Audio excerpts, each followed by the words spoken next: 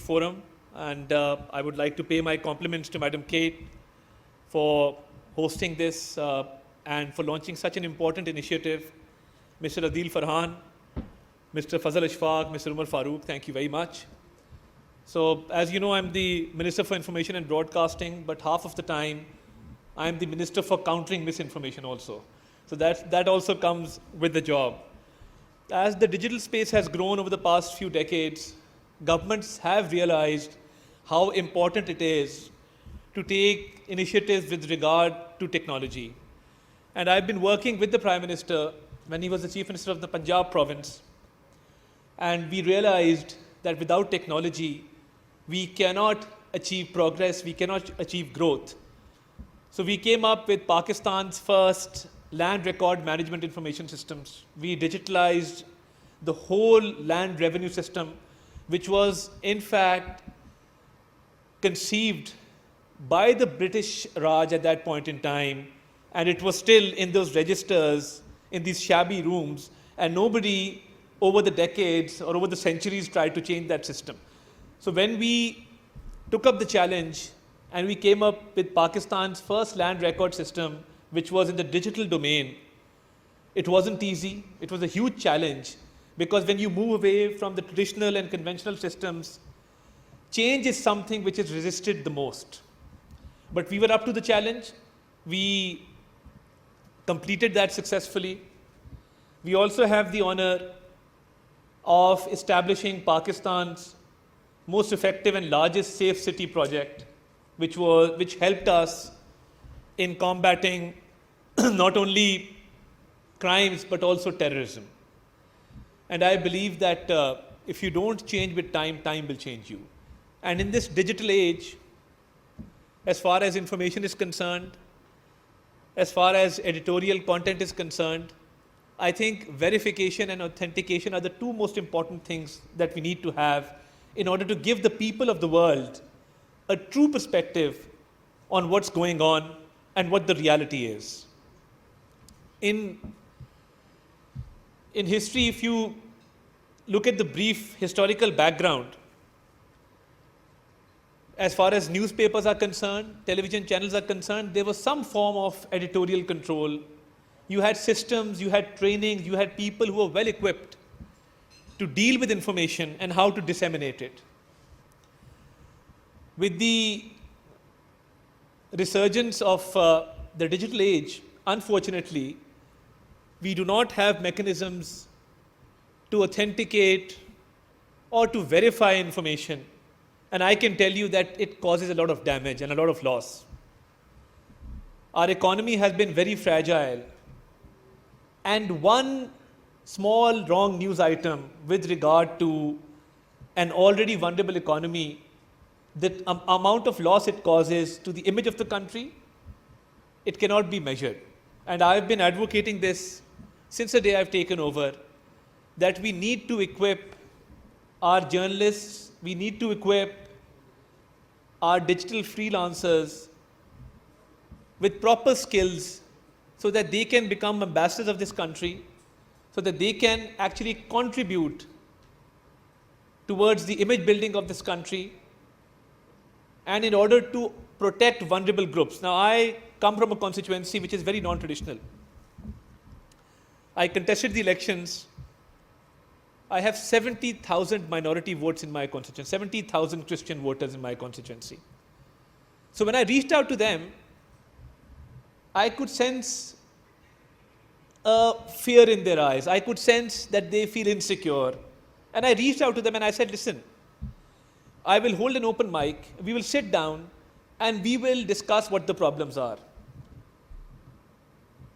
Some misconceptions, preconceived notions, and some false information spread by religious extremists had caused such a huge wedge between us and them that it took me almost 1 week to actually make them feel secure that this country is yours as much as it is mine. And people who spread hatred, people who spread false information are not our friends. The vulnerable groups, marginalized communities are mostly targeted through digital media, and through certain hidden agendas. So when you speak about gender harassment, you speak about protection of minorities, they are actually at a loss because there's no one to protect them, and small amount of false information goes a long way in causing trust issues and causing damage. So I've taken this initiative. We've, in the Ministry of Information, we have this system which is known as a fact check. And it started off 2 years back, but now we've made it into a digital platform on all social media platforms where if we feel that any information needs to be verified, we actually put a stamp on it and we make it viral through our platforms, through our ministry, so that the ministry can actually tell the people that this information that was spread was false, or if some information requires authentication, we have those forums. But I believe that this is a great initiative that you've taken, and I would like to pay my compliments to Google and to Tech Valley on this collaboration, where they've actually come up with a system where master trainers are going to be training journalists in this field. And as it is, there's a lot of contribution made by Google in the form of Google Lens, which is being widely used. Google Maps are being widely used to verify information, to get the correct amount of information. So I believe these trainings will help build our society, will help bridge the gaps that we have between our communities. This will eradicate religious extremism and the hatred and the hate mongering that goes on certain social media platforms. In this day and age, terror outfits are actually using social media platforms to give updates of terror attacks. And we've been helpless against this issue because certain groups who act against the safety and security of the nation, we have no means of countering them. And this recent very unfortunate incident that took place in Balochistan, there was prior information on social media regarding those incidents. And there was nothing that we could do about it to counter that, to give a message that nothing of this sort will happen. And sometimes there's so much panic that goes on, and that also causes problems. So we're totally committed to this cause, and we're willing to go out of our way. And I would also like to offer my help and assistance that if we can collaborate with Google, with Tech Valley, maybe we can increase the number of trainees that you have, maybe take this from 1,000 to 2,000 in fact. And I think this will go a long way, because with the right amount of training, with the right amount of focus, we will be able to create an environment in which we will promote harmony between our people, in which nobody will be caused any harm in the digital domain.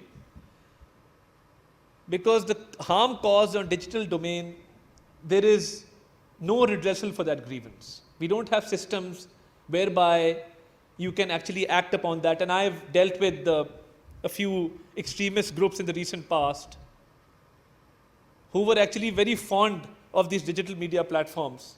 And I asked them that you spread so much false information, hatred, and you've resorted to extreme religious views on these platforms. They said these platforms are very effective for us because it helps us get our message across. So the digital space can be used positively and negatively. And with these trainings, we will not only be able to create a positive image of our country, but most importantly, we will be able to create a safe and secure environment for our people, and we will be able to protect our people. So my commendations to you, and I believe that in this day and age, this is a very, very important issue, and it requires a lot of focus, a lot of attention, and we are willing to go out of our way to resolve this problem. And you've taken it up at the right time, at the right place. And I think that with this kind of approach, we will soon reach a level where our society will be free of these vices that I've just mentioned. And I would also like to take this opportunity to pay homage to those journalists who, in the line of their duty, while performing their professional duties, they are often subjected to great difficulties. And freedom of expression is often targeted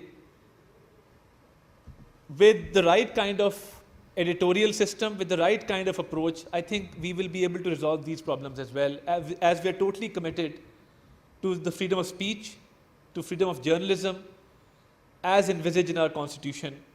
And I can tell you, because I've been on that side of the table as well, I started my political career as a student activist when we set out for the restoration of judiciary.